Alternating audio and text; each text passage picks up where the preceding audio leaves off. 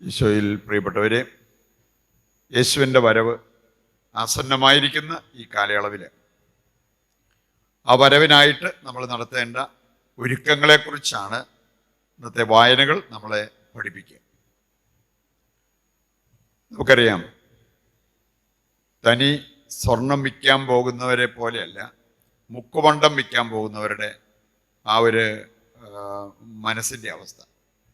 മുക്കുപണ്ടാണെങ്കിൽ ഒരുപാട് ഭയം, കാരണം ഈ സത്യാവസ്ഥ പുറത്തു വരുമോ എന്നുള്ള ആ ഒരു ചിന്തയുണ്ടാകും. തനി സ്വർണമാണെങ്കിൽ അത് ഉരച്ചാലും അതിൻ്റെ കളറ് മാറില്ല എന്ന് നമുക്കറിയാം. ഇന്നത്തെ ആദ്യ വായനയിൽ നമ്മൾ കേട്ടൊരു കാര്യം, അവിടെ പറഞ്ഞിരിക്കുന്നത് ദൈവത്തെക്കുറിച്ച് പറഞ്ഞിരിക്കുന്ന ചില കാര്യങ്ങളാണ്. അവൻ അലക്കുകാരൻ്റെ കയ്യിലെ കാരം പോലെയാണ്, ശുദ്ധീകരിക്കുന്ന അഗ്നി പോലെയാണ്. ഇതിൻ്റെ മുമ്പിൽ പിടിച്ചു നിൽക്കാനായിട്ട് ഒറിജിനൽ സ്വർണത്തിനെ പറ്റത്തുള്ളൂ, റോൾഡ് ഗോൾഡ് അല്ലെങ്കിൽ മുക്കുവണ്ണത്തിന് പറ്റത്തില്ല എന്ന് പറഞ്ഞ പോലെ ഹൃദയം പരിശോധിക്കുന്ന കർത്താവിൻ്റെ മുമ്പിൽ നമുക്ക് പിടിച്ചു നിൽക്കാൻ പറ്റുമോ? യേശുവിൻ്റെ വരവിനായിട്ട് തക്കതായ ഒരുക്കം നമുക്ക് ലഭിച്ചിട്ടുണ്ടോ എന്നുള്ളത് നമ്മൾ തിരിച്ചറിയും. പുറപ്പാട് പുസ്തകം 19-ാം അധ്യായം 10 മുതൽ വായിച്ചാൽ മോശയോട് ദൈവം ആവശ്യപ്പെട്ടൊരു കാര്യം, ജനത്തെ ഒരുക്കുക. 2 ദിവസത്തെ ശുദ്ധീകരണം നടക്കട്ടെ, 2 ദിവസത്തെ ശുദ്ധീകരണം. അതിനുശേഷം 3-ാം ദിവസം സീനായ് മലയിൽ അവരൊരുമിച്ച് കൂടട്ടെ. നമ്മൾ കാണുകയാണ്, ദൈവം പറഞ്ഞതുപോലെ തന്നെ ദൈവം അവിടെ പ്രത്യക്ഷപ്പെട്ടു. ഇനി അവിടെ മല മുഴുവൻ പുക കൊണ്ട് നിറഞ്ഞു, മല കുലുങ്ങി. ഇതെല്ലാം ദൈവം വന്നതിൻ്റെ ബാഹ്യമായ അടയാളങ്ങളായിട്ട് ജനത്തിന് മനസ്സിലാക്കാൻ സാധിച്ചു. ഇനി അതിന് 2 ദിവസത്തെ ശുദ്ധീകരണം, ശരിക്കുള്ള ശുദ്ധീകരണം അവരുടെ ജീവിതത്തിൽ നടത്തേണ്ടതുണ്ട് എന്ന് ദൈവം പറയുന്നത് നമ്മൾ കാണുന്നുണ്ട്. അപ്പം അതുകൊണ്ട് ക്രിസ്മസിൽ കർത്താവ് വരും.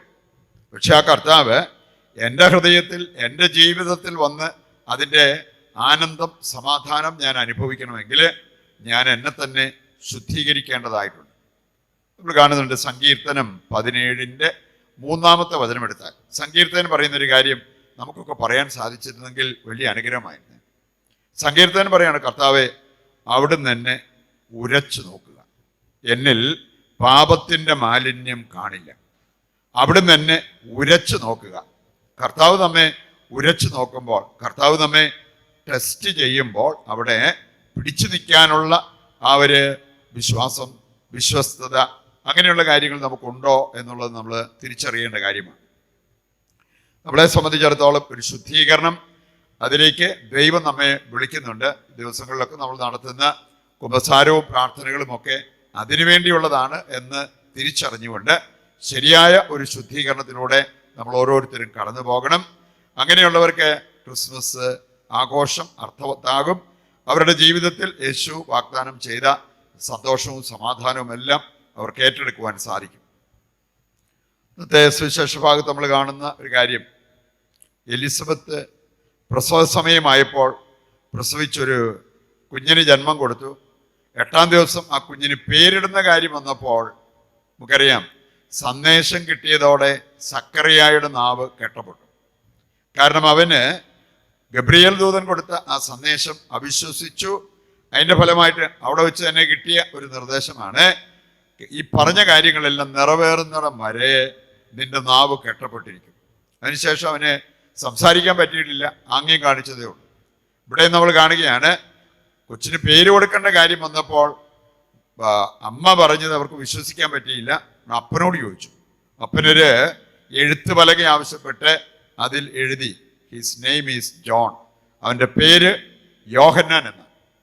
ഈ സാധാരണയിൽ നിന്ന് വ്യത്യസ്തമായ ഒരു കാര്യം, ഒരുപാട് വ്യക്തികളെ പാരമ്പര്യത്തിൻ്റെ പേര് പറഞ്ഞ് വഴക്കുണ്ടാക്കുന്ന കാണാൻ പറ്റും.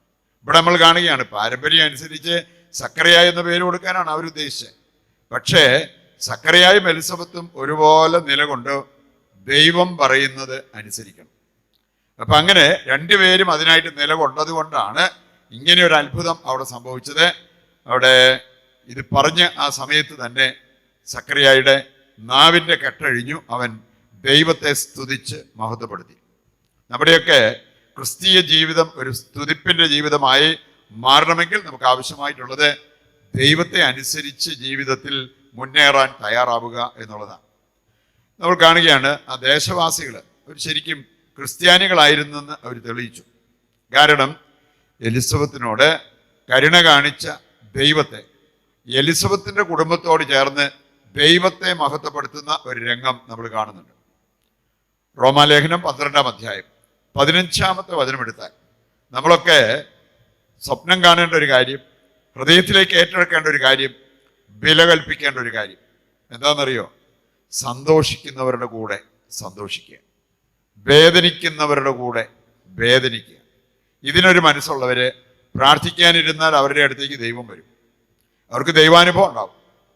ഇതിനൊരു മനസ്സുള്ളവര് വിശുദ്ധ കുർബാന അർപ്പിക്കാൻ പോയാൽ ആ കുർബാനയ്ക്ക് വന്നതുപോലെ അവർ തിരിച്ചു പോകത്തില്ല. എന്ന് പറഞ്ഞാൽ ദൈവാനുഭവത്തോടു കൂടി അവർ തിരിച്ചു പോകത്തുള്ളൂ. ഇനി അതിന് ഈ ഒരു കാര്യം നമ്മൾ പഠിക്കണം. സന്തോഷിക്കുന്നവരുടെ കൂടെ സന്തോഷിക്കാനും വേദനിക്കുന്നവരുടെ കൂടെ വേദനിക്കാനുമുള്ള വലിയൊരു മനോഭാവം. നമുക്ക് വേണമെങ്കിൽ മറ്റുള്ളവർക്ക് എന്തും സംഭവിക്കട്ടെ, ഐ ഡോണ്ട് കെയർ, ഞാൻ അതേക്കുറിച്ചൊന്നും ചിന്തിക്കുന്നില്ല, എനിക്ക് എൻ്റെ കാര്യം, എൻ്റെ ജീവിതം, എൻ്റെ സുഖം. അങ്ങനെയുള്ളവര് എത്ര കുർബാന ഒരു ദിവസം അർപ്പിച്ചെന്ന് പറഞ്ഞാലും ദൈവത്തെ കണ്ടുമുട്ടിയ അനുഭവം അവർക്കുണ്ടാവണമെന്നില്ല. പറയുണ്ട്, കർത്താവിൻ്റെ വചനം അനുസരിച്ച് കർത്താവ് പറയുന്ന നിർദ്ദേശങ്ങൾ അത് ഏറ്റെടുത്തുകൊണ്ട് അതനുസരിച്ച് ജീവിക്കാൻ തയ്യാറാകുന്നവരുടെ ജീവിതത്തിൽ ഈ പറഞ്ഞ അനുഗ്രഹങ്ങളെല്ലാം, ദൈവാനുഗ്രഹങ്ങളെല്ലാം ഉണ്ടാകും എന്നുള്ളത് നാം തിരിച്ചറിയേണ്ട ഒരു കാര്യമാണ്. പ്രിയപ്പെട്ടവർ, നമ്മൾ ക്രിസ്മസിനോട് ഏറ്റവും അടുത്ത് നിൽക്കുന്ന സമയമാണ്. ഈ മനോഭാവം ഉൾക്കൊണ്ടുകൊണ്ട് അർത്ഥവത്തായി ക്രിസ്മസ് ആഘോഷിക്കുവാനും, ക്രിസ്മസ് ദിനം മാത്രമല്ല നമ്മുടെ ജീവിതത്തിലുടനീളം യേശുവിനെ കണ്ടുമുട്ടിയ, യേശുവിനെ ഹൃദയത്തിലേക്ക് ഏറ്റെടുത്ത, യേശുവിന് വേണ്ടി ജീവിക്കുന്ന ദൈവത്തിൻ്റെ മക്കളായി മാറാൻ നമുക്ക് ഓരോരുത്തർക്കും സാധിക്കണം. അതിനുവേണ്ട കൃപയ്ക്കും അനുഗ്രഹത്തിനുമായിട്ട് ഇന്നത്തെ ബലിയിൽ ദൈവത്തോട് നമുക്ക് പ്രത്യേകം പ്രാർത്ഥിക്കുകയും ചെയ്യാം.